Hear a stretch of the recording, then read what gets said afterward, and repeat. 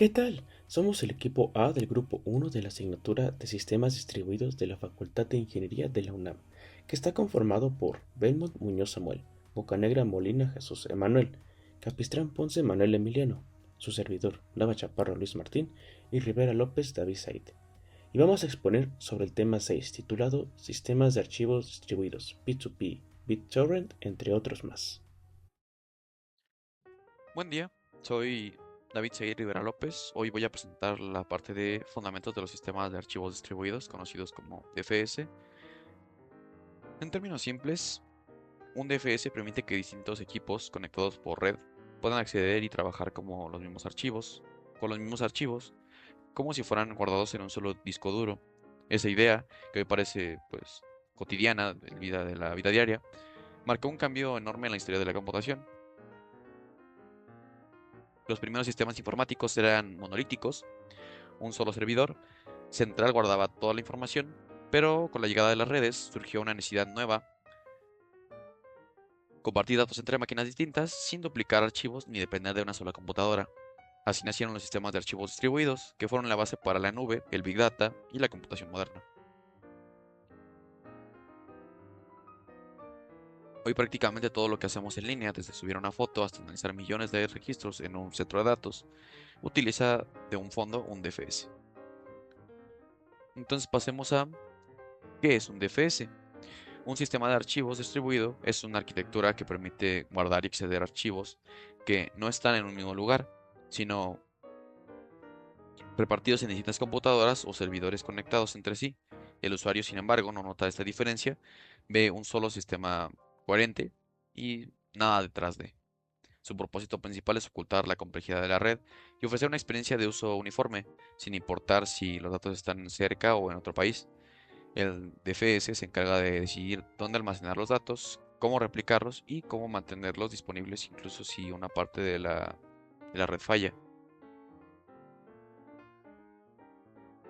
Esto se logra gracias a varios mecanismos: un espacio de nombres global para que todos los usuarios vean la misma estructura de carpetas, replicación de datos para mantener copias de seguridad en distintos nodos, y protocolos de red como TCP, IP, que permiten la comunicación constante entre clientes y servidores. En otras palabras, el DFS convierte una red compleja de computadoras en un único sistema lógico. Por eso es esencial en plataformas como Google Drive, Hadoop o Amazon S3. Componentes principales. Todo DFS está compuesto por tres elementos fundamentales. En este caso, nosotros añadimos uno, no es como tal un componente principal, que es la red, para que se ejemplifique que es la que transmite las solicitudes y la respuesta. Entonces, primero, los clientes. Son los equipos o aplicaciones que piden archivos, los leen, los escriben o los modifican. Segundo, los servidores de metadatos. Estos no guardan los archivos en sí, sino la información sobre ellos, sus nombres, ubicaciones, permisos y relaciones. Son como el índice de una biblioteca, saben exactamente en qué estante está cada libro, pero no contienen los libros. Tercero, los nodos de datos. Estos sí almacenan físicamente los fragmentos de los archivos. El DFS divide cada archivo en bloques o trozos que reparte entre varios nodos para aumentar la velocidad y la tolerancia a fallos. Así, cuando un usuario pide un archivo, el cliente primero pregunta al servidor de metadatos dónde están los bloques y luego los descarga directamente de los nodos que los contienen. Eso permite que muchas personas accedan a diferentes partes de un sistema, de un mismo archivo, al mismo tiempo, sin saturar el sistema. Principios arquitectónicos. Los DFS se diseñan siguiendo varios principios arquitectónicos esenciales. Transparencia. El usuario no debería notar que los archivos están repartidos en distintos servidores. Todo debe parecer local. Escalabilidad. El sistema debe crecer agregando más nodos sin perder rendimiento. Tolerancia a fallos. Si un nodo cae, el sistema debe seguir funcionando. Esto se logra con replicación y recuperación automática. Que en algunos conceptos, no sé si se pueda llegar a entender, que es este concepto que se llama failover. En caso de que uno falle, toma, por así decirlo, el mando y se convierte como en el nuevo maestro de los demás nodos. En este caso, para el caso de que ocupe el maestro. La consistencia, en este caso, todos los usuarios deben ver los mismos datos sin conflicto entre copias, que como vemos son principios muy similares a lo que ya vimos en base de datos, y es que se parecen o van pues excesivamente de la mano, ¿no? El reto está en equilibrar estos principios. A medida de que se agrandan más nodos, la consistencia se vuelve más difícil de mantener. Por eso los sistemas distribuidos modernos como Cassandra o Hadoop, se van a explicar después, deben elegir entre ser más rápidos o más coherentes según su propósito.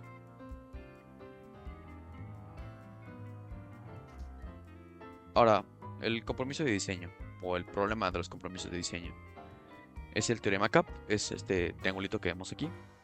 En el año 2000, Eric Brewer propuso el teorema CAP, que formaliza un dilema inevitable entre los sistemas distribuidos. No es posible garantizar al mismo tiempo consistencia, disponibilidad y tolerancia a particiones de red. En términos simples, si un sistema está dividido en varias partes y una de ellas deja de responder, puede elegir entre mantenerse disponible, aunque muestre datos antiguos, o detenerse hasta asegurar la consistencia local, pero no puede hacer ambas cosas a la vez. Por eso los DFS modernos adoptan distintos enfoques. NFS privilegia la consistencia, BitTorrent y CFS privilegian la disponibilidad. Hadoop, HDFS, busca un punto medio entre ambos. En este caso está colocado así para pues, mayor apreciación gráfica, pero es que le claro este concepto, ¿no? Que no puede haber siempre todo. Para el caso de uso, se debe de optar por usar ciertas cosas o prescindir de ciertas cosas. Modelos de consistencia, otro concepto muy similar a que muchos de nosotros conocemos en base de datos que se vio. Existen dos modelos principales para manejar la consistencia en un DFS. Consistencia fuerte. Todos los nodos muestran el mismo dato de inmediato. Es el modelo usado en bancos o en sistemas financieros donde un error pues es gravísimo y es un error crítico, ¿no? Es información muy delicada. En este caso, o por otro lado, la consistencia eventual, que son que los cambios se propagan con el tiempo y aunque por un momento algunos nodos vean datos distintos, eventualmente todos se van a sincronizar en algún punto. Este modelo es lo que usan sistemas globales como Amazon o muchas redes sociales. El modelo eventual ofrece más velocidad y disponibilidad, mientras que el modelo fuerte ofrece una seguridad y exactitud. Cada sistema elige uno u otro según sus necesidades. Ejemplos de sistema. La evolución de los DFS en NFS, AFS y CFS. La evolución de los sistemas de archivos distribuidos puede verse como una línea de innovación constante. Cada generación resolvió las limitaciones de la anterior, pero vamos a repasar los tres principales, o los tres clave. NFS, Network File System. Fue desarrollado por Sun Microsystems, fue el primer DFS ampliamente adoptado. Su modelo cliente-servidor y su uso de RPC, Remote Procedure Calls, permitieron compartir archivos entre equipos Unix en red. Su gran innovación fue el modelo sin estado, stateless. El servidor no recordaba qué cliente había abierto qué archivo, lo que simplificaba la recuperación ante fallos. Si el servidor se reiniciaba, los clientes simplemente volvían a conectarse. Pero esta simplicidad tenía un costo. La consistencia era débil. Los clientes almacenaban copias temporales de los archivos y el servidor no podían saber si estaban actualizadas. Esto generaba pequeños desfases, tolerables en redes locales, pero problemáticos en redes grandes. Aún así, sentó las bases del intercambio de red en red y fue el primer paso hacia la computación colaborativa. Ahora el AFS, Andrew File System, AFS, surgió en la Universidad de Carnegie Mellon para superar los límites del NFS. Adoptó un modelo con estado, donde los servidores sí recordaban qué clientes estaban usando qué archivos. Su gran innovación fue el sistema de callbacks. Cuando un cliente abría un archivo, el servidor le prometía avisarle si alguien más lo modificaba. Así el cliente no tendría que preguntar todo el tiempo si el archivo había sido cambiado. Esto redujo drásticamente el tráfico de red y permitió escalar las decenas de miles de usuarios. Además, el AFS introdujo seguridad real, autenticación con Kerberos y listas de control de acceso más precisas que los permisos Unix. Gracias a esta característica fue usado por universidades y empresas durante más de una década. Por último, CFS, Cassandra File System, de 2008, CFS representa una tercera generación y a diferencia de NFS y AFS, abandona el modelo cliente-servidor y adopta una arquitectura completamente peer-to-peer, basada en Apache Cassandra, una base de datos distribuida. En CFS, todos los datos son iguales, no hay un maestro que controla a los demás. Cada nodo puede atender solicitudes, almacenar datos y replicarlos. Si uno falla, los demás continúan sin interrupción. Su modelo de consistencia es ajustable, lo que significa que cada operación puede decidir si priorizar rapidez o precisión. Por ejemplo, una lectura puede hacerse desde una sola copia o requerir consenso entre varias réplicas. CFS fue pensado para entornos Big Data, donde lo más importante no es la baja latencia, sino la disponibilidad continua y resiliencia. Además, eliminó el punto único de fallo de NameNode de HDFS, una mejora crucial en estabilidad. Igual, toda esta parte de conceptos, principalmente de Cassandra, se va a ver mucho más adelante, más a fondo.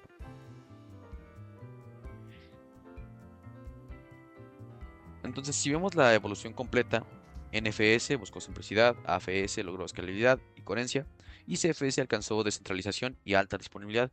Esta misma filosofía se refleja hoy en proyectos como el cómputo voluntario como de UNAM Home, donde miles de computadoras aportan poder de procesamiento a la ciencia. Como el CFS, el sistema no depende de un solo servidor, distribuye el trabajo, valida resultados por consenso y asume que los fallos son normales. Es decir, que robustece en exceso ese tipo de, pues que siempre va a haber fallos, ¿no?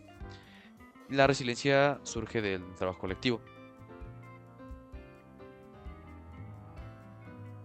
Entonces, ¿qué se busca? En conclusión, los sistemas de archivos distribuidos son uno de los pilares invisibles de la era digital. Gracias a ellos hoy podemos almacenar, procesar y compartir y comparar cantidades inmensas de información en cualquier parte del mundo. Su evolución muestra una lección clara. No hay diseño perfecto, solo equilibrios inteligentes entre consistencia, velocidad y tolerancia a fallos. De NFS y CFS, de las redes locales a los sistemas globales, el objetivo siempre ha sido el mismo: mantener los datos disponibles, coherentes y seguros. Proyectos como UNAM Home demuestran que la descentralización no solo distribuye datos, sino también conocimiento y colaboración. Esta es la verdadera esencia de la computación distribuida. Por mi parte sería todo. Muchas gracias. Hola, soy Luis Martín Nava Chaparro y continuando con lo que mi compañero acaba de explicar sobre los principios de transparencia, escalabilidad y los grandes dilemas de diseño como el teorema CAP, ahora vamos a ver cómo se aplicaron todos estos conceptos en la práctica. La evolución de los DFS puede verse como una línea de innovación constante, donde cada generación de tecnología resolvió las limitaciones de la anterior. Es una historia fascinante de cómo se enfrentaron estos desafíos, y todo comenzó con un pionero, NFS. NFS o Network File System fue desarrollado por Sun Microsystems en 1984 y fue el primer DFS ampliamente adoptado en la industria. Su objetivo era simple, pero en ese momento revolucionario: permitir que se compartieran archivos entre equipos Unix en red de una forma completamente transparente. Su arquitectura es un modelo cliente-servidor clásico, habilitado por una tecnología clave, el RPC o Remote Procedure Call. El RPC actúa como un mensajero, permitiendo que un cliente ejecute comandos en el servidor remoto como si fueran locales, ocultando así toda la complejidad de la comunicación a través de la red. La decisión de diseño más importante y definitiva de las primeras versiones de NFS fue su modelo sin estado o stateless. Esto significa que el servidor no recordaba qué cliente había abierto qué archivo. Cada petición que llegaba era un evento completamente aislado. Pero, ¿por qué tomar esta decisión? La razón principal fue la tolerancia a fallos. Si el servidor se reiniciaba por cualquier motivo, no tenía que reconstruir ningún estado complejo. Simplemente volvía a funcionar al instante. Era increíblemente robusto, una cualidad vital para las redes inestables de la época. Pero esta simplicidad tuvo un costo enorme en la escalabilidad y la consistencia. Como el servidor no recordaba nada, los clientes tenían que preguntarle constantemente si los archivos habían cambiado. Este sondeo constante generaba un tráfico de red masivo que, literalmente, ahogaba al servidor a medida de que se añadían más clientes. Este modelo sin estado nos lleva directamente a una consistencia débil. Para ser más rápido, el cliente guardaba copias temporales de los archivos en su memoria caché. El problema es que el servidor no tenía forma de saber si esas copias locales estaban actualizadas o si otro servicio ya había modificado el original. La responsabilidad, por tanto, recaía totalmente en el cliente, que verificaba si hacía cambios solo al abrir un archivo. Esto significa que, durante una sesión de trabajo, podías estar viendo una versión obsoleta de un documento. Fue un compromiso deliberado. Se sacrificó la consistencia instantánea por la simplicidad y la robustez del sistema. Con el tiempo quedó claro que el modelo sin sentido era un cuello de botella. Con la llegada de NFS versión 4, el paradigma cambió por completo. NFS abrazó un modelo con estado stateful, aprendiendo de las lecciones de sistemas posteriores. Ahora, el servidor sí recuerda qué archivos tiene abiertos cada cliente. Esto eliminó por completo la necesidad del sondeo y permitió al servidor notificar proactivamente a los clientes sobre cualquier cambio. Además, NFS v4 integró funciones cruciales que antes eran externas, como el bloqueo de archivos y una seguridad robusta con Kerberos, directamente en el protocolo. Se transformó de una herramienta simple a un sistema moderno, escalable y seguro. NFS sentó las bases, pero no fue el final del camino. Su evolución nos permite entender una tendencia. AFS, o Andrew File System, que surgió después, perfeccionó el modelo con estado usando callbacks, promesas del servidor para notificar cambios, lo que le permitió escalar de decenas a miles de usuarios de forma eficiente. Y más tarde, CFS, o Cassandra File System, rompió radicalmente con el modelo cliente-servidor, adoptando una arquitectura peer-to-peer sin un maestro central. Con esto, logró una disponibilidad y resiliencia extrema, ideales para el mundo de Big Data, eliminando por completo los puntos únicos de fallo. Como hemos visto, la historia de estos sistemas es una lección sobre cómo resolver problemas complejos. De NFS, que priorizó la robustez, a AFS, que buscó la escalabilidad, y a CFS, que alcanzó la máxima disponibilidad.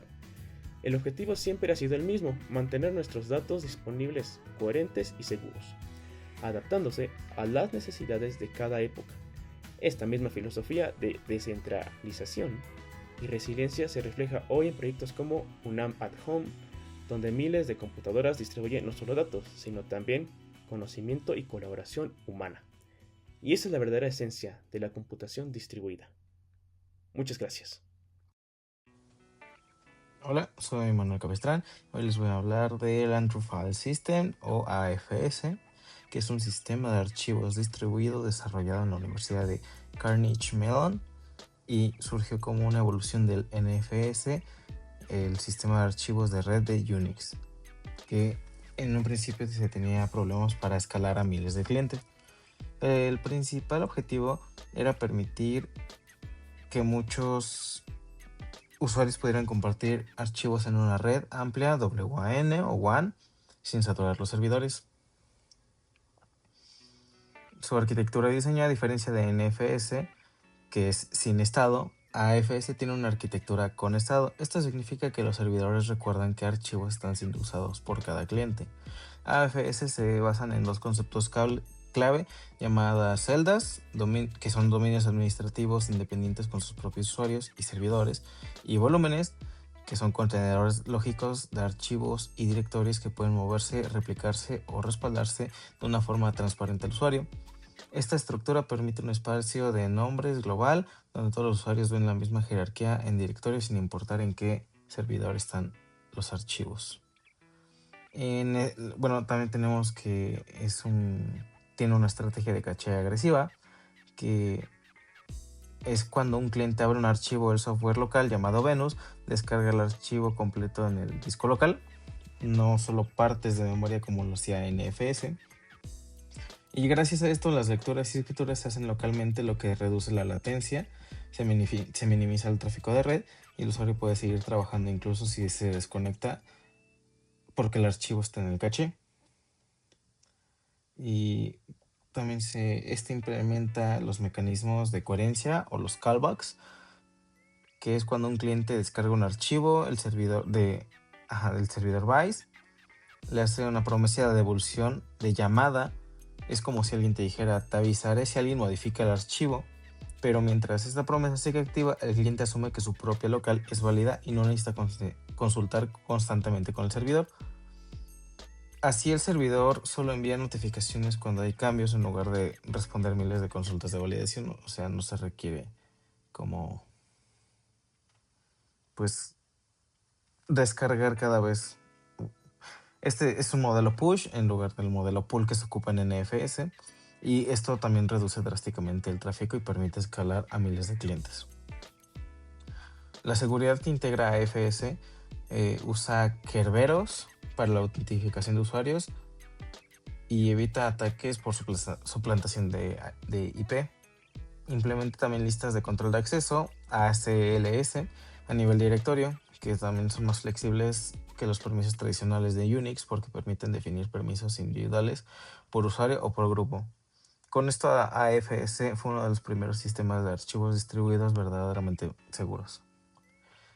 Bueno, también llegamos aquí a la conclusión, que es que AFS resolvió las limitaciones de NFS con una arquitectura con estado, un modelo de caché completo y un sistema de coherencia eficiente. Su enfoque redujo la carga del servidor, permitió una escalabilidad real a miles de clientes y además incorporó desde el inicio el principio de seguridad y administración avanzada.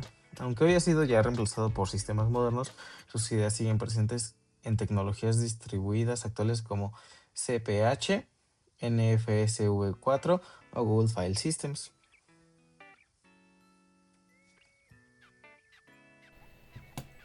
Hola, yo soy Samuel Belmont Muñoz. Voy a hablarles acerca de Cassandra, específicamente el sistema de archivos distribuidos de Cassandra. Que bueno, este representa un paradigma peer-to-peer sin punto único de fallo.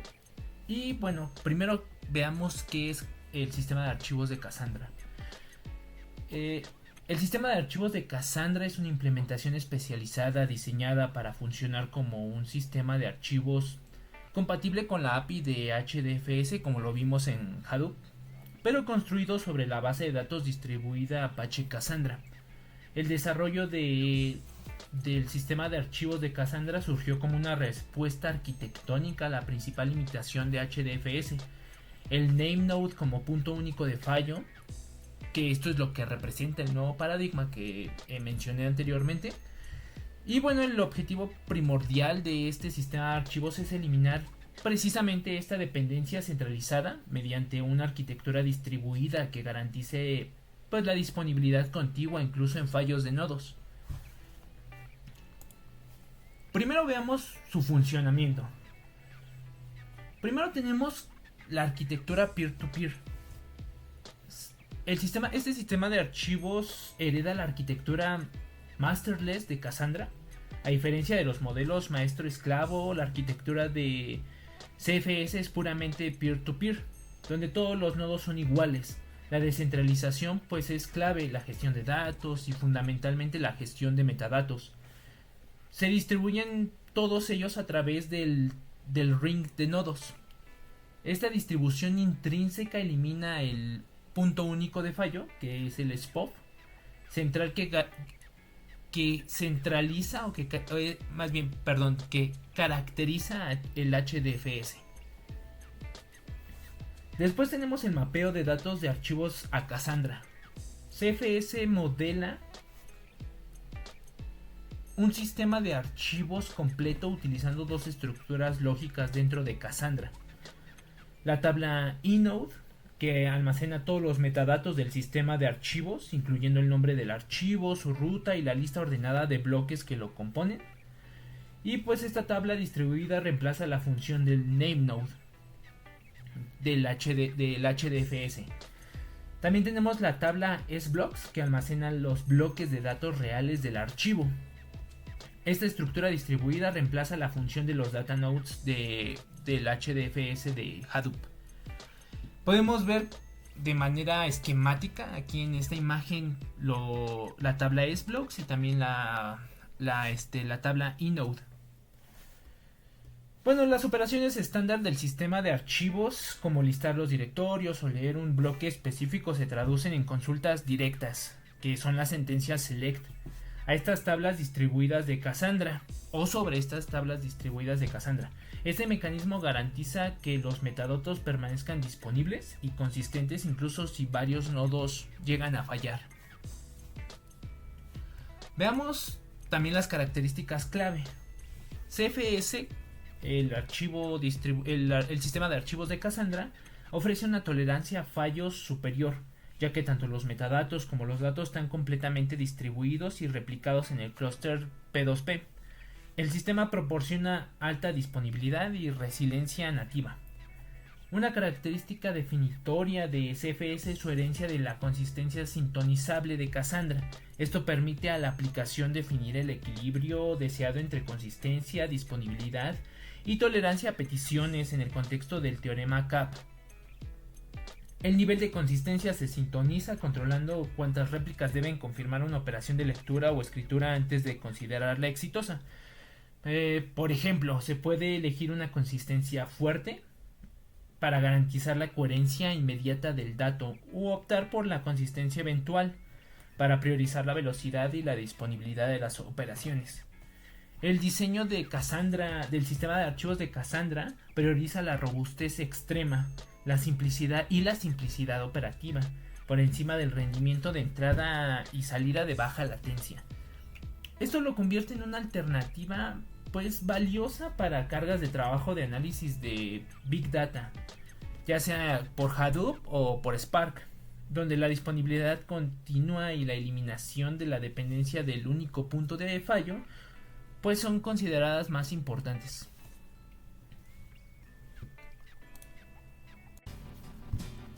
Hola de nuevo, yo soy Samuel Belmont Muñoz y vamos a continuar hablando con Apache Hadoop. Hadoop es un framework integral diseñado para el procesamiento y almacenamiento eficiente de conjuntos de datos masivos, lo que conocemos como Big Data. Su arquitectura permite distribuir la carga de trabajo a través de un clúster de máquinas económicas o también llamado commodity hardware, facilitando su escalabilidad masiva.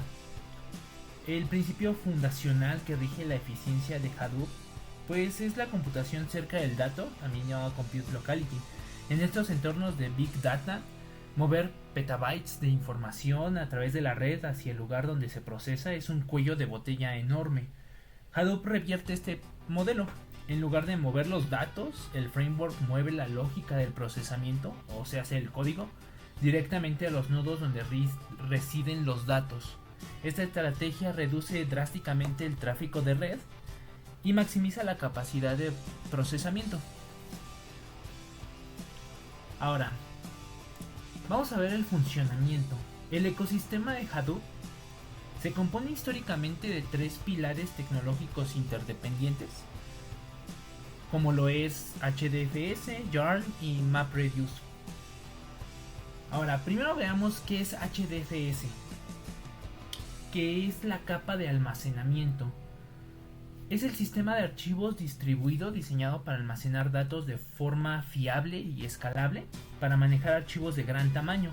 HDFS divide los datos en bloques, típicamente en 128 o 256 megabytes.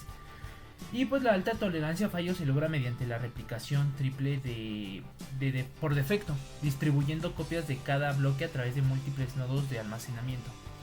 Estos nodos son dos.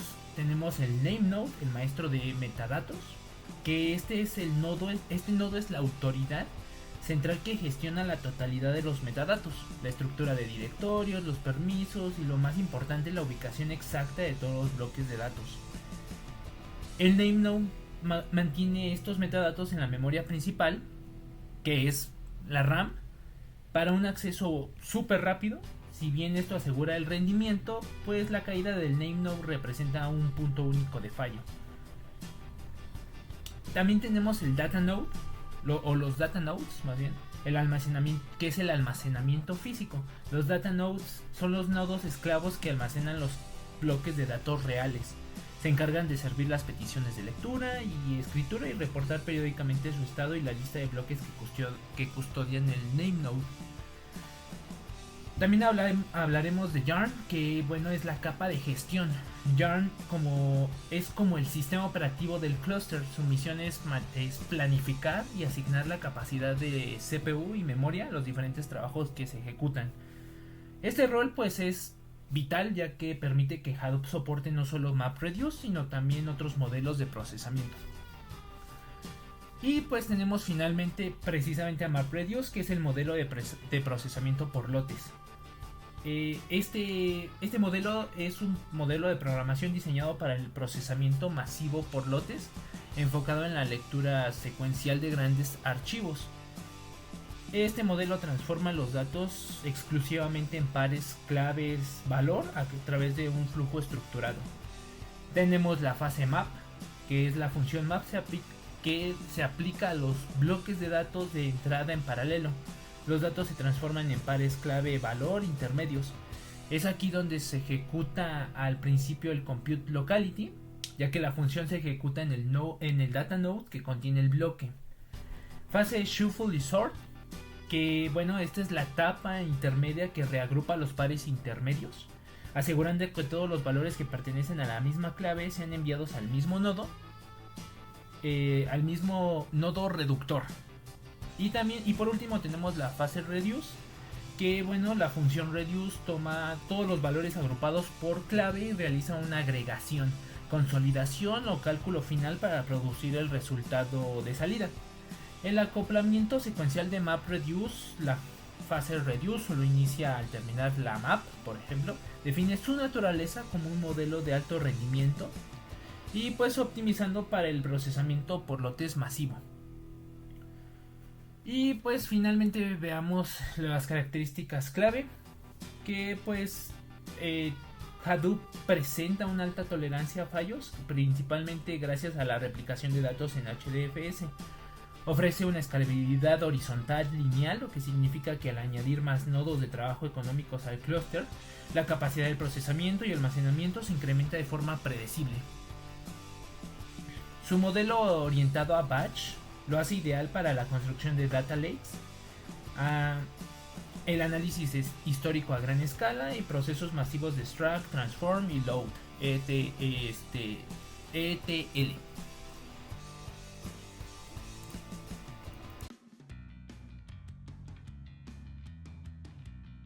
Continuando con Lustre,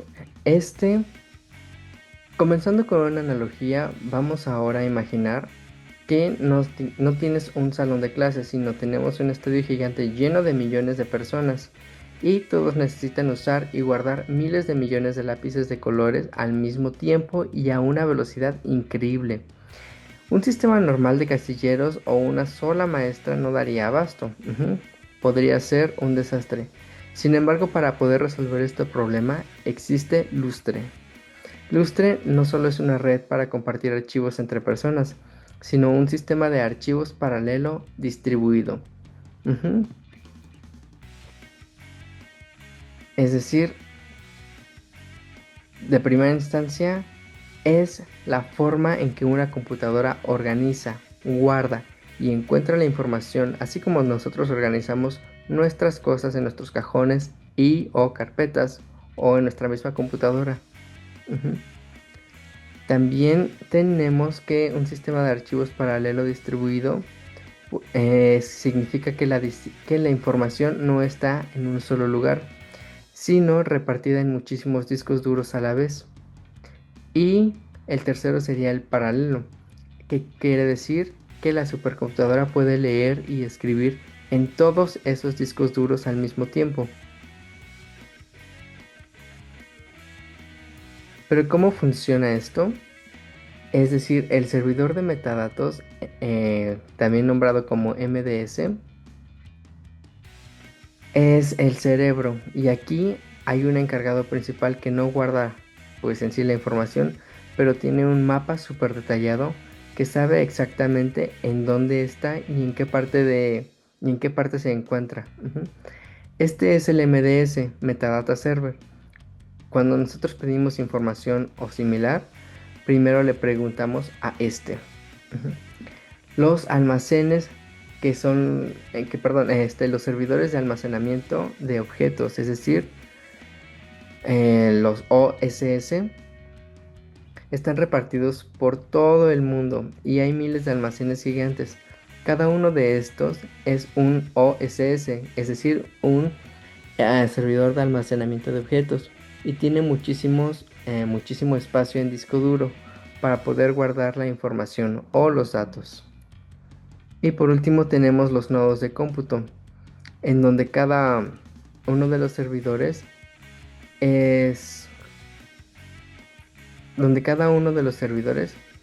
puede decirse que es un cliente. Y cuando el cerebro, es decir, el MDS, se le dice dónde está la información, el servidor puede ir directamente a uno o varios de los OSS para guardar o recoger la información o los datos a toda velocidad. Es decir, como bien mencionamos, el MDS no guarda el contenido de los archivos. Su rol es puramente informativo y de gestión. Ahora bien, los servidores de almacenamiento OSS, como se mencionó previamente, es donde residen los datos. Van a hacer la gestión de los OSTs y los objetos, donde los datos reales se guardan de forma de objetos o pedazos de archivos. Y bueno, cada OSS maneja múltiples discos duros conocidos como OSTs, Object Storage Targets. Y bien, ahora bien, el stripping es la técnica que permite sumar el ancho de banda de cientos de discos simultáneamente, en donde el cliente solicita el archivo de conexión inicial al MDS. El MDS dirige stripping, es decir, asigna de tiras a OSS. Y bueno, la tira 1 a OSS hace el envío paralelo de la parte 1. En la tira 2 a OSSB se envía el envío paralelo de parte 2. Y la tira 3 hace el envío paralelo de la parte 3. Como tal, el proceso de escritura paralela es en donde el cliente, es decir, el nodo de cómputo, contacta al MDS para guardar un archivo gigante. El número 2 es el MDS crea la entrada y decide cómo fragmentar el archivo. Y la número 3 es donde el cliente, o es decir, el nodo, abre 10 conexiones simultáneas a diferentes OSS u OSTs. Y la transferencia simultánea, donde cada pedazo de datos es enviado a su destino en paralelo. Y bueno, el resultado es que la velocidad de lectura, escritura y escritura es la suma del rendimiento de todos los discos utilizados. Como tal, Lustre es que si quieres guardar algo, ya sea muy grande o no, Lustre lo corta en pedazos y guarda cada pedazo de información en un almacén diferente, todo al mismo tiempo.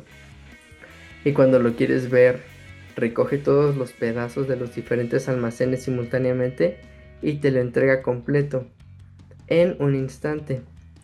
Y bueno, pero ¿para qué se usa Lustre? En sí se usa principalmente en ciencia e investigación, para simulaciones del clima, investigaciones del genoma humano, estudios de astrofísica y diseño de nuevos medicamentos. Inteligencia artificial es la segunda rama en la que se usa Lustre para entrenar modelos de IA que necesitan leer cantidades masivas de datos muy rápidamente. Y bueno, también en la industria, ya sea como en la petrolera para analizar datos sísmicos, en la automotriz para simular choques de autos y en finanzas para analizar los mercados. Por ejemplo, en pocas palabras, Lustre es el sistema de almacenamiento más rápido del mundo para las computadoras más potentes del planeta, en donde permite que miles de procesadores trabajen juntos en los archivos más grandes que puedan imaginar, como si fueran uno solo, haciendo la escalabilidad ilimitada, es decir, puede escalar a miles de discos duros para satisfacer las demandas de las aplicaciones más grandes, hacer un máximo ancho de banda donde la clave es el stripping, donde divide los archivos y accede a los datos de forma paralela para sumar la capacidad de transparencia. y los componentes especializados, es decir, la separación de los metadatos MDS y el almacenamiento de objetos OSS. Y bueno, el estándar HPC es la infraestructura de almacenamiento detrás de la ciencia y la ingeniería de vanguardia a nivel mundial. Napster es uno de los primeros sistemas de intercambio de archivos entre pares, peer-to-peer, y marcó un punto de partida en la historia de los sistemas distribuidos y en la forma en que compartimos información en Internet. Aunque su arquitectura era parcialmente centralizada, sentó las bases de los modelos P2P, modelos como BitTorrent o IPFS, y dijo lecciones clave sobre la escalabilidad, descentralización y resiliencia. ¿Qué era Napster y cómo funcionaba? Fue creado en 1999 por Joe Fanning. Era un servicio que permitía a los usuarios compartir archivos MP3 directamente entre computadoras. Sin embargo, su funcionamiento no era completamente descentralizado. Utilizaba un servidor central que mantenía un índice de todos los archivos disponibles en la red. Los pasos eran básicamente tres. 1. El usuario se conectaba al servidor central. 2. El servidor central decía qué usuario tenía el archivo que buscaba. Y 3. El intercambio de datos ocurría directamente entre dos clientes. Este diseño combinaba elementos centralizados, el índice y un intercambio P2P.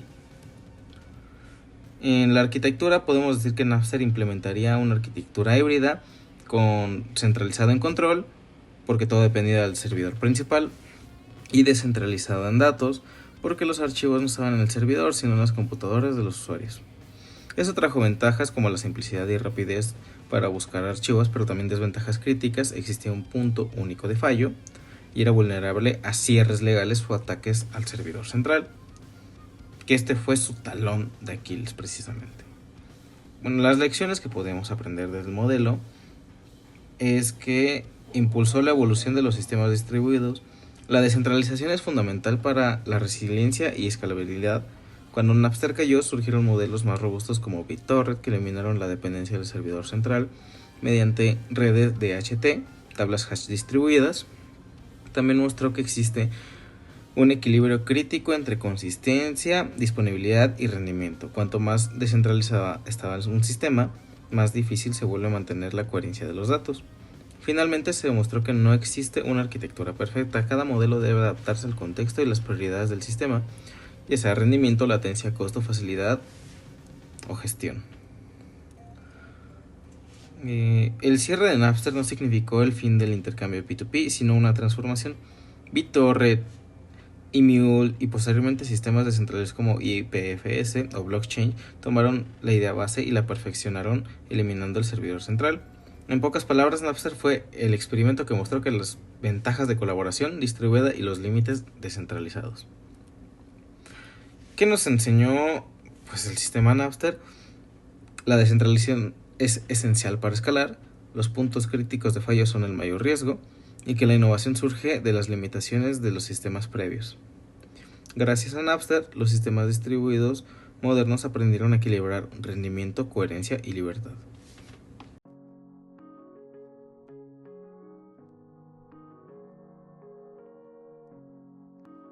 Hola, buen día, mi nombre es Emanuel Bocanegra y vamos a continuar con el modelo peer-to-peer o par a par, en donde, haciendo una primera analogía, vamos a imaginar que estamos en un salón de clases y que necesitamos un color rojo.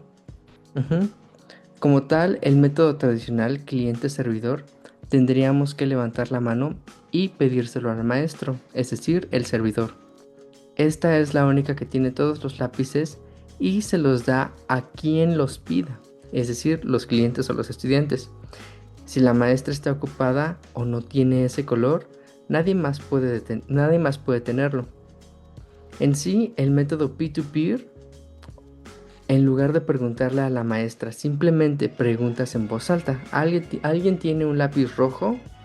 Y cualquiera de tus compañeros o peers o llamados pares que tengan uno te lo pueden prestar directamente, e incluso tú podrías prestarle tu lápiz azul a otro compañero, por decirlo de cierto modo, para explicar de una forma analógica este modelo. Eso es exactamente una red P2P. Es una red de computadoras donde todos los participantes son iguales. No hay un jefe o un servidor central. Cada computadora, llamada par o peer, puede actuar como cliente, pidiendo información, y como servidor, compartiendo información al mismo tiempo. Como bien mencionábamos, es decir, las computadoras son por iguales, no hay un servidor centralizado y la distribución, es decir, los recursos y la carga de trabajo se reparten entre todos los participantes o servidores.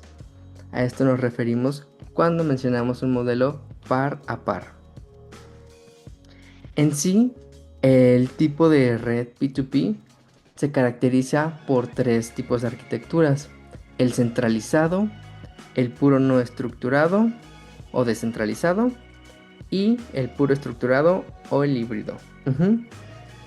En donde el centralizado, es decir, un directorio central, como un índice de un libro podría ser, saber qué compañero tiene qué archivo para descargar algo, primero consultas el directorio y luego vas directamente con el compañero que lo tiene. Ahora bien, el puro no estructurado o descentralizado, en este no hay ningún directorio.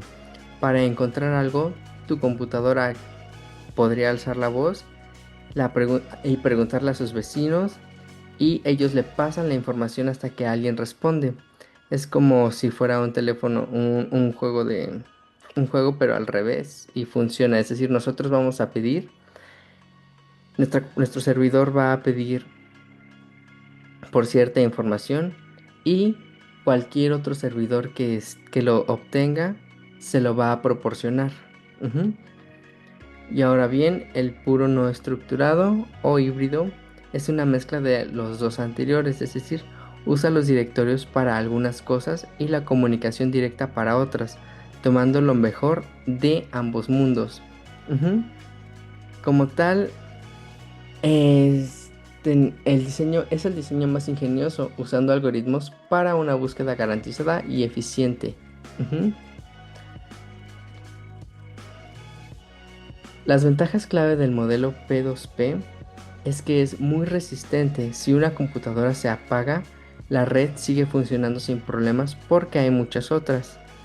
Es muy eficiente debido a que cuenta con más gente, porque cuenta más gente, se une y comparte de manera más rápida y lo vuelve una red para todos. Y por tercera punto, tenemos que es más económico. No se necesita un super servidor carísimo para que todo funcione. Algunas desventajas y desafíos son la seguridad. A veces es difícil saber si los archivos que descargas son seguros o podrían tener algún malware o virus. Y bueno, encontrar las cosas puede ser más lento de encontrar un archivo raro si muy pocos compañeros lo tienen o muy pocos servidores lo tienen. Un ejemplo famoso podría ser el de Bitcoin, Skype en sus inicios, y algunas otras plataformas para compartir archivos. Aquí tenemos una comparativa de las arquitecturas, en donde resumen sus fortalezas y debilidades de los 3 modelos, en donde la dependencia corresponde al primero que es la centralizada. La segunda columna, que donde comienza con nula, corresponde al descentralizado, y el tercero corresponde al híbrido, en donde la búsqueda en el primero es muy rápida, en el segundo lenta y en la tercera es rápida y garantizada. Y en temas de escalabilidad tenemos que la centralizada es limitada por servidor, en la descentralizada es alta y en la híbrida es muy alta. Y tenemos ejemplos clave, por ejemplo con el P2P centralizado tenemos un caso con Napster, en el descentralizado Gnutella y en el híbrido a BitTorrent.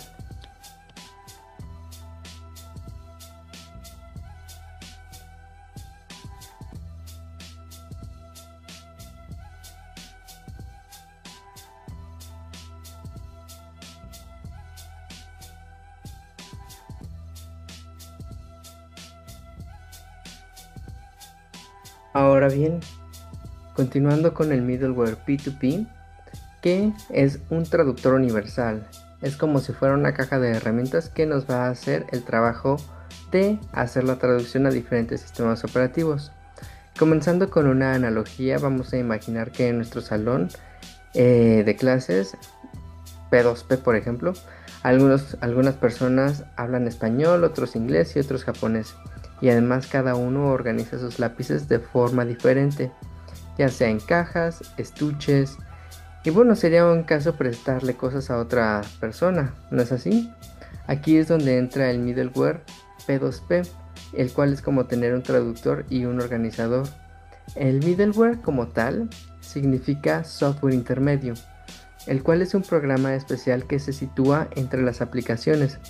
El programa que quiere usar como un chat y la red P2P, es decir, la conexión hacia nuestros compañeros en esta analogía. Y bueno, el trabajo es hacer que todo sea fácil para todos los programadores y para uno mismo. Como tal, ¿qué es lo que hace? Pues bien, lo que hace aquí es un traductor, es decir, hablar el mismo idioma. El middleware crea un lenguaje común para que todas las computadoras puedan entenderse sin importar su sistema operativo o cómo estén programadas, ya sea que tengan Windows, Mac, Android o algún otro sistema operativo. Encuentra compañeros. ¿A qué me refiero con esto? Es decir, ayuda a tu computadora a descubrir y conectarse con otros peers en la red de forma automática. Ujú. También organiza los recursos, es decir, crea un sistema para que encontrar un archivo o un dato sea rápido y ordenado, sin que se tenga que buscar por todas partes. Y ofrece seguridad, es decir, va a proporcionar las herramientas para que las conexiones sean seguras y los datos viajen encriptados como si se enviara una carta en un sobre cerrado y con llave. En sí, el middleware P2P es una capa de software esencial que se sitúa entre la aplicación final y la complejidad subyacente de la red P2P. Como tal, la misión, y como ya se dijo previamente, es que su misión es simplificar drásticamente el desarrollo de las aplicaciones descentralizadas. Y bien, el middleware actúa como una caja de herramientas que ofrece a las interfaces de programación de aplicaciones, es decir, a las APIs, sean más sencillas.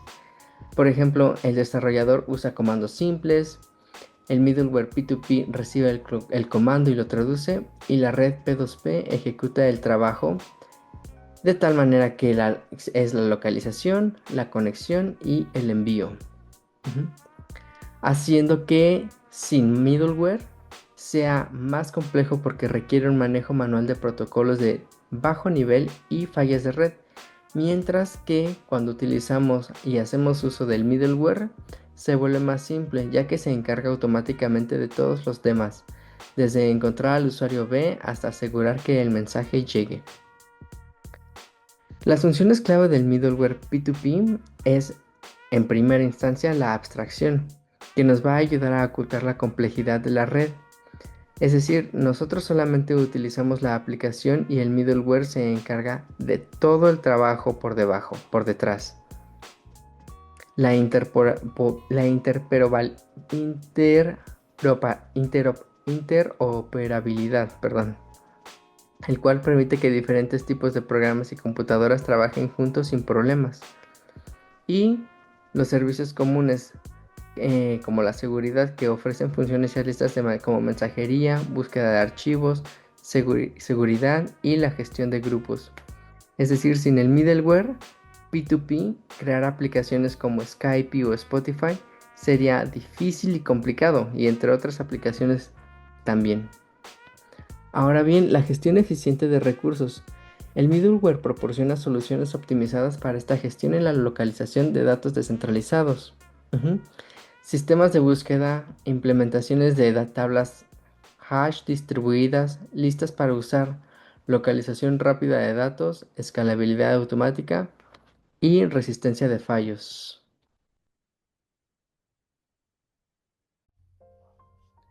Ahora vamos a profundizar en BitTorrent, Una tecnología que no solo cambió la forma en que se distribuyen archivos, sino que también nos dio una lección magistral sobre el diseño de sistemas distribuidos robustos y escalables. Para entender la evolución que supuso BitTorrent, primero debemos recordar el problema que vino a solucionar, el modelo cliente-servidor tradicional. En ese modelo, un archivo se aloja en un único servidor. Si quieres descargarlo, te conectas a él. Si 10 personas quieren hacer lo mismo, todos se conectan al mismo servidor. Si 10.000 personas lo hacen, el servidor se convierte en un cuello de botella. La velocidad de descarga cae en picado para todos y, si el servidor falla, el sistema se detiene por completo. BitTorrent propuso una solución radical en lugar de que todos tomen agua del mismo pozo. ¿Por qué no hacemos que cada persona que toma un poco de agua también se convierta en una fuente para los demás? Este es el corazón de la filosofía peer-to-peer o P2P. Para entender cómo funciona, primero desglosemos sus componentes clave. El archivo .torrent. Esto no es lo primero con lo que interactuamos, pero es importante saber que no contiene el archivo real. Es un archivo de metadatos muy pequeño, una especie de mapa del tesoro. Dentro de él se encuentra la dirección de un servidor especial llamado tracker. Y, crucialmente, una lista de hashes criptográficos. Cada hash es como una huella digital, única para cada pequeño pedazo del archivo final. Esto permite verificar que las piezas que descargamos no estén corruptas. Y 2. El tracker. El tracker es el coordinador o el organizador de la fiesta. Es un servidor que no tiene ni una sola pieza del archivo, pero sabe quiénes están participando en la descarga. Cuando tu cliente de BitTorrent abre el archivo .torrent, lo primero que hace es presentarse al tracker y decir: "Hola, estoy interesado en este archivo". El tracker responde dándole una lista de direcciones IP de otras personas que también están en el proceso. Y por último, el enjambre o swarm.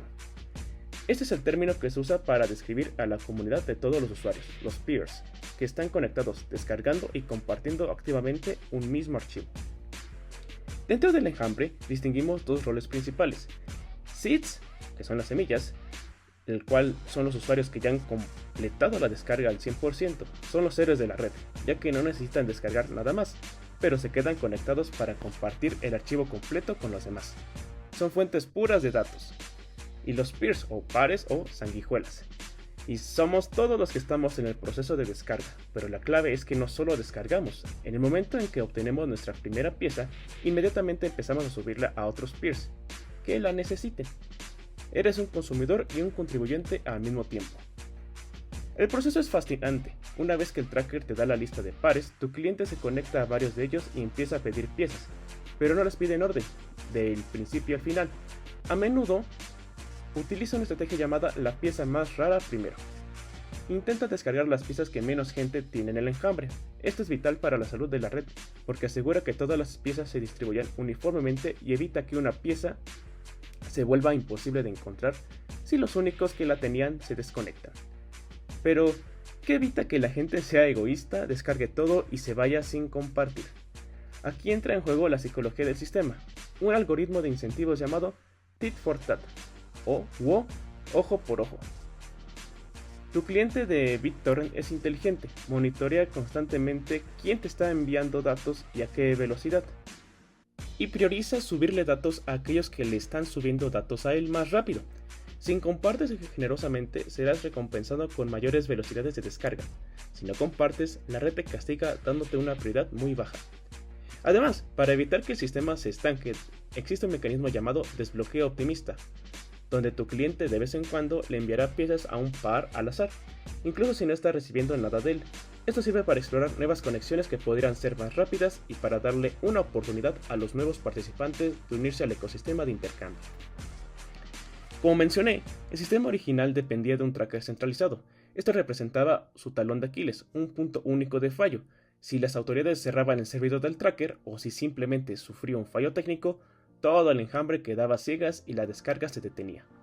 La solución fue una de las evoluciones más importantes en los sistemas P2P, la adopción de una tabla hash distribuida.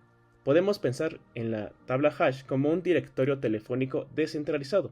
En lugar de que un servidor central tenga todos los números, la libreta de contactos se rompe en pedazos y cada participante de la red guarda una pequeña parte de ella. Cuando quieres encontrar a alguien, le preguntas a tus vecinos, quienes a su vez le preguntan a los suyos, hasta que encuentras al contacto que buscas. Ya no hay un servidor central. Todos en la red se ayudan entre sí para encontrar a otras personas que tienen el archivo. Este cambio fue una respuesta directa a la fragilidad demostrada por sistemas anteriores como Napster, creando un sistema robusto frente a fallos y censura. Este diseño descentralizado le otorga a BitTorrent dos fortalezas clave. La primera es una tolerancia a fallos reactiva y no estructurada. El sistema es inherentemente caótico. Si un par se desconecta, no hay un controlador central que ordene su replicación. La resiliencia simplemente emerge del hecho de que es muy probable que múltiples otros pares en el enjambre posean la misma pieza del archivo. La seguridad del sistema no depende de un componente individual, sino de la redundancia colectiva del grupo. La segunda fortaleza es la escalabilidad orgánica. Esto es un concepto contraintuitivo pero poderoso. En un sistema tradicional, más usuarios significan más carga y peor rendimiento. En BitTorrent, cada nuevo usuario no solo añade carga al solicitar piezas, sino que también aporta recursos a la red, como su propio ancho de banda de subida. Esto crea un modelo autoescalable donde a menudo la popularidad de un archivo hace que su descarga sea aún más rápida. Finalmente, BitTorrent es un ejemplo práctico de un sistema que prioriza la disponibilidad adoptando un modelo de consistencia eventual. Esto significa que no se garantiza que todos los nodos tengan la misma información en el mismo instante, pero se asegura que, con el tiempo, todos los que deseen el archivo completo eventualmente lo conseguirán. Ahora vamos a viajar a los orígenes del Big Data para analizar el paradigma de programación que lo hizo posible, MapReduce. A principios de los 2000, empresas como Google se enfrentaban a un problema sin precedentes: cómo procesar y extraer valor de los petabytes de datos no estructurados, como el contenido de toda la web. Las bases de datos y herramientas tradicionales simplemente no estaban diseñadas para esa escala. La solución no era construir una supercomputadora más grande, sino repensar el problema desde cero. MapReduce nació de esta necesidad. No es un software específico, sino un modelo de programación diseñado para procesar grandes volúmenes de datos en paralelo, utilizando un clúster de miles de computadoras económicas y poco fiables. Su filosofía es el clásico divide y vencerás, pero llevado a una escala masiva. La idea clave es mover la computación hacia donde están los datos, en lugar de mover los datos hacia un único punto de cómputo.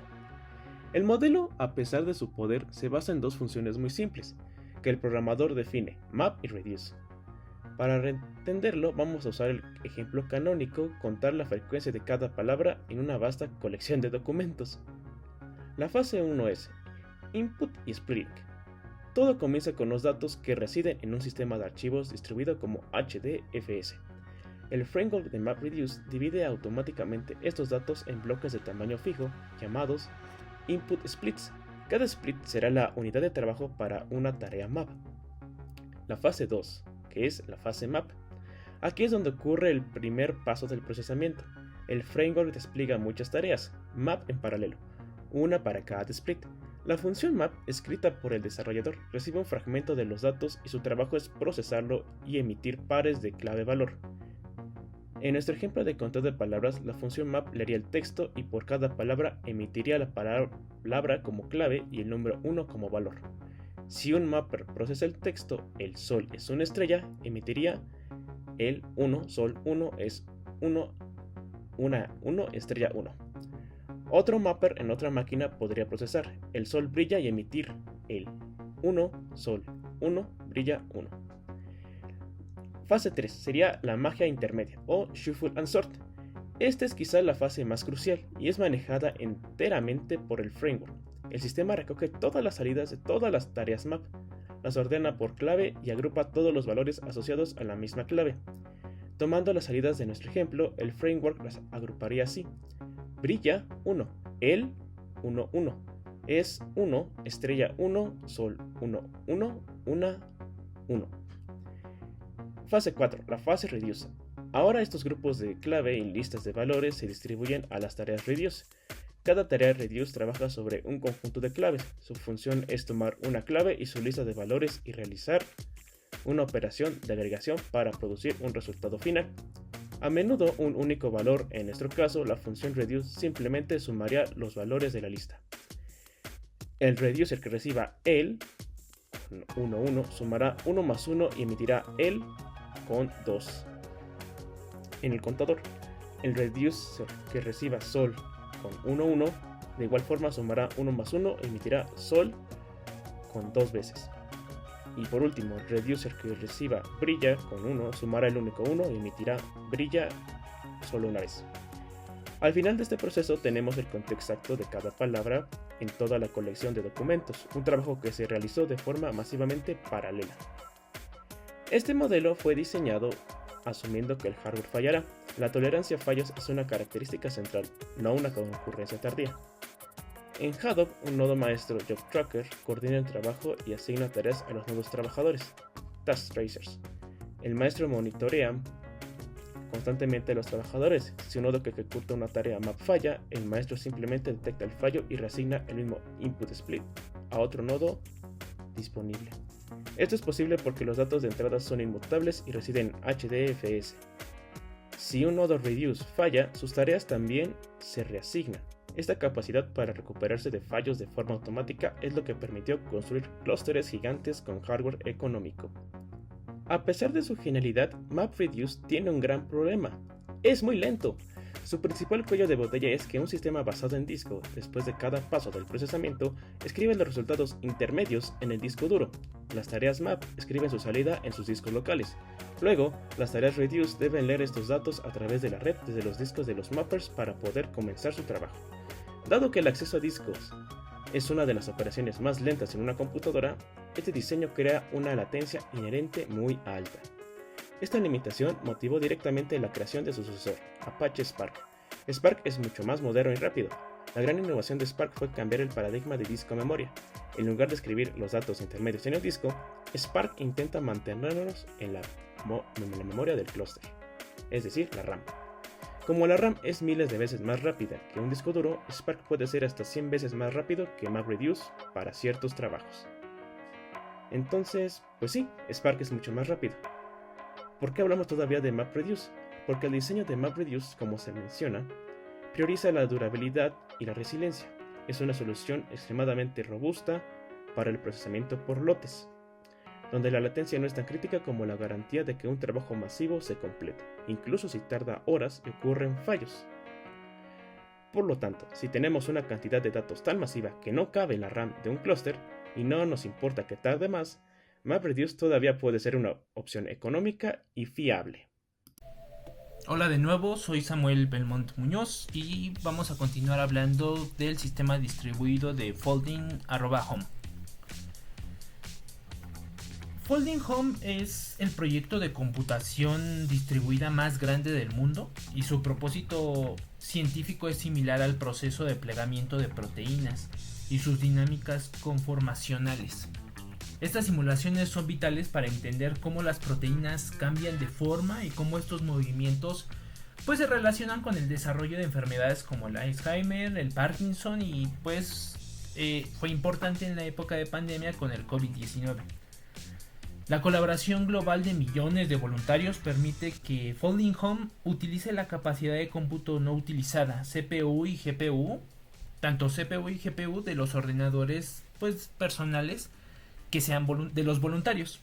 Esta potencia agregada alcanza el orden de los exaflops, permitiendo a los investigadores ejecutar simulaciones de dinámica molecular miles de veces más larga de lo que sería posible en supercomputadoras centralizadas tradicionales.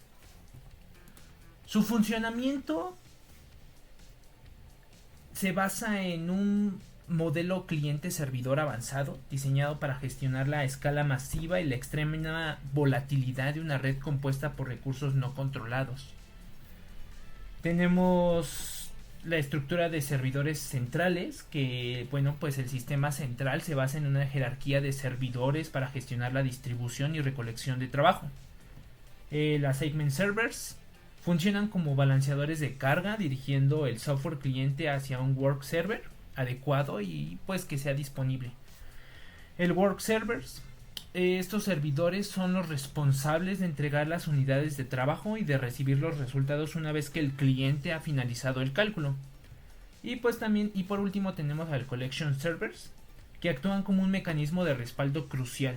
Reciben los resultados de las unidades de trabajo si el work server original no está disponible o falla en el momento en el que el cliente intenta subir el resultado. También tenemos el procesamiento del cliente, que bueno, el software del cliente, también conocido como FA-Client, ejecuta los cálculos en segundo plano. El trabajo intensivo es realizado por los FA-Cores, que son núcleos de simulación optimizados, basados en software de dinámica molecular, como GROMACS u OpenMM, para realizar simulaciones de la complejidad de la dinámica molecular. Pues precisamente para realizar estas simulaciones, Folding Home utiliza metodologías científicas avanzadas como el muestreo adaptativo, Adaptive Sampling, y los modelos del estado de Markov. Finalmente, las características.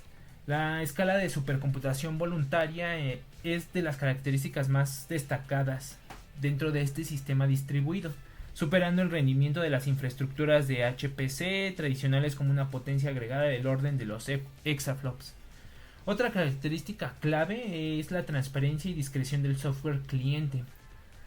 Folding Home está diseñado para no interferir en el uso normal del ordenador del voluntario. Permite a los usuarios configurar el uso de recursos, funcionando típicamente solo cuando la computadora está inactiva y ejecutando la simulación con prioridad baja, minimizando el impacto en el rendimiento del sistema. La capacidad de distribuir cálculos complejos de manera eficiente a hardware heterogéneo, incluyendo pues las unidades de procesamiento de gráficos, es fundamental para su continuo impacto científico en la lucha contra las enfermedades. Nuevamente soy David Rivera y voy a presentar el tema ahora de BOINC. Empecemos. BOINC, o Berkeley Open Infrastructure for Network Computing, es una plataforma de cómputo distribuido voluntario. Creada en la Universidad de California, su idea es aprovechar el tiempo ocioso de computadoras personales para realizar cálculos científicos complejos. Cada equipo conectado se convierte en un pequeño nodo que procesa parte de esa gran tarea. Así, muchos usuarios en todo el mundo colaboran en proyectos que antes requerían pues un uso de supercomputadoras ubicadas en un solo lugar. Es un ejemplo real de cómo la cooperación tecnológica puede multiplicar, pues, en este caso, la capacidad de investigación, la investigación científica. Arquitectura. En la arquitectura de BOINC necesitamos tres principales, que serían los servidor central, clientes voluntarios y los validadores. BOINC utiliza una arquitectura cliente-servidor distribuida. El servidor de un proyecto crea miles de pequeñas tareas llamadas work units. Cada computadora voluntaria descarga una, la procesa y devuelve los resultados. Luego el sistema valida estos resultados comparando respuestas idénticas de diferentes nodos. Así se logra la precisión científica sin depender de un único centro de cómputo.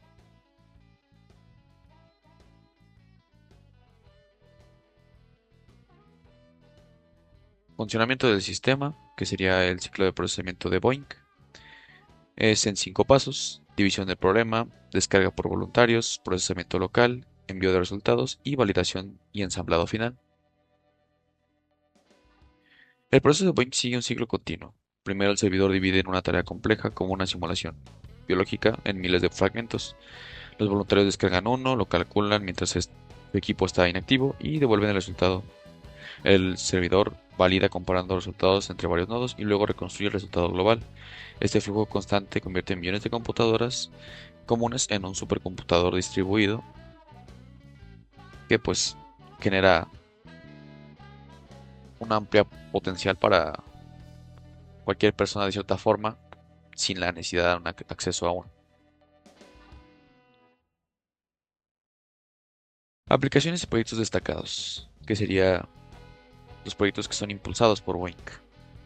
Tenemos el SETI, Home, Folding Home, Einstein Home, Climate Prediction Net y UNAM Home. Dos de estos, los que tenemos en la investigación que realizamos. BOINC sustenta algunos de los proyectos científicos distribuidos más reconocidos. SETI Home buscó inteligencia extraterrestre en señales de radio. Folding Home simuló el comportamiento de proteínas para estudiar enfermedades como el Alzheimer y el COVID-19. Einstein Home ayuda a detectar ondas gravitacionales.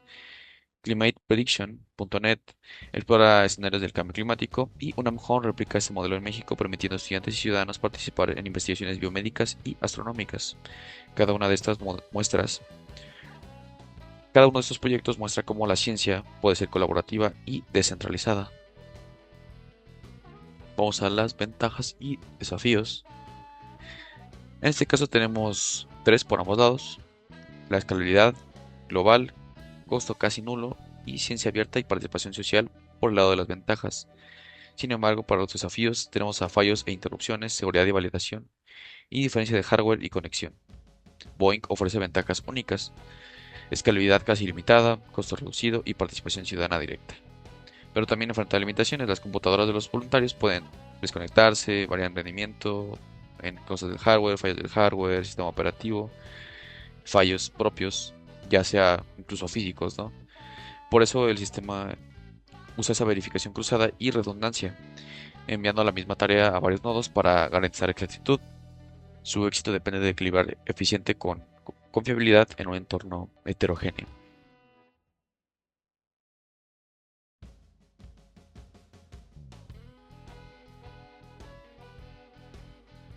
Quedándonos con 3 puntos, que es que Boeing aplica la lógica de los DFS al cálculo científico, transforma cooperación en potencia computacional, y un ejemplo que tenemos nosotros en la UNAM y en México es justamente el UNAM Home.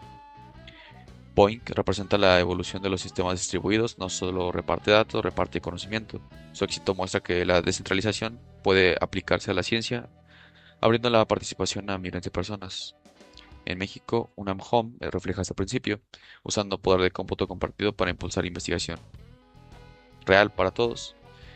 Y el mensaje es claro, ¿no? El futuro del cómputo y de la ciencia está en la colaboración, no en el control centralizado.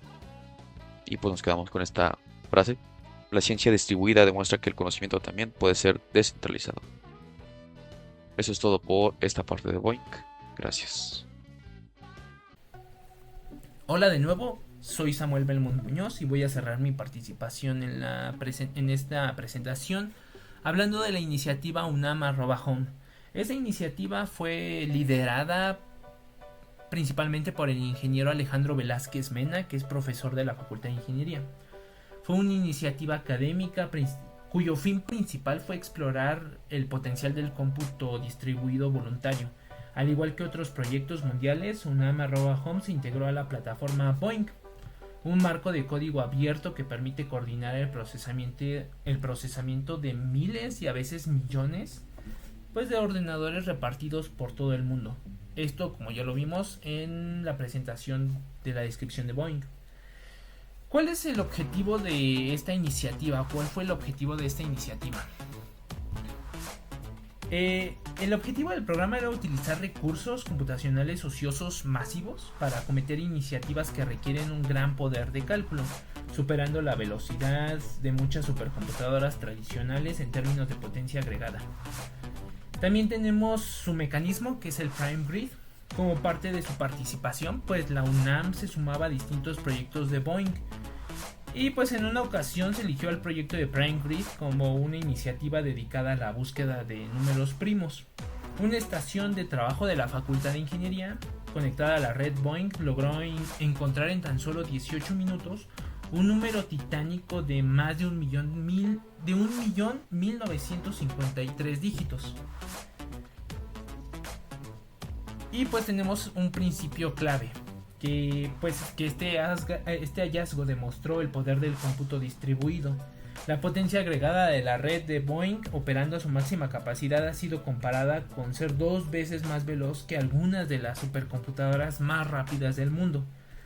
Este sistema coordina miles de ordenadores personales, permitiendo que la universidad realice algunas tareas gigantescas en menos tiempo del que hubiera empleado la propia computadora o la propia supercomputadora central de la universidad, que es MISTLY, que la vemos aquí abajito.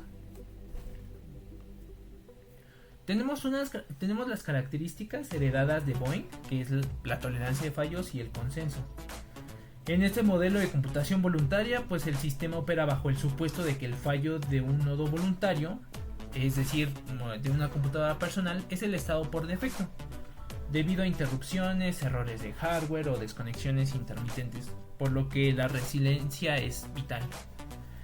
Tenemos a la redundancia computacional. La estrategia para garantizar la fiabilidad se basa precisamente en esto, que es la redundancia computacional. La misma unidad de trabajo Se envía a múltiples computadoras voluntarias no relacionadas entre sí. También tenemos la validación por consenso. Un resultado pues solo se acepta como válido y científico cuando un número suficiente de nodos devuelve respuestas idénticas o numéricamente equivalentes dentro de tolerancias predefinidas. Este proceso pues se repite hasta alcanzar un quórum de consistencia que asegura la precisión científica y pues mitiga posibles errores de hardware. Hasta la próxima.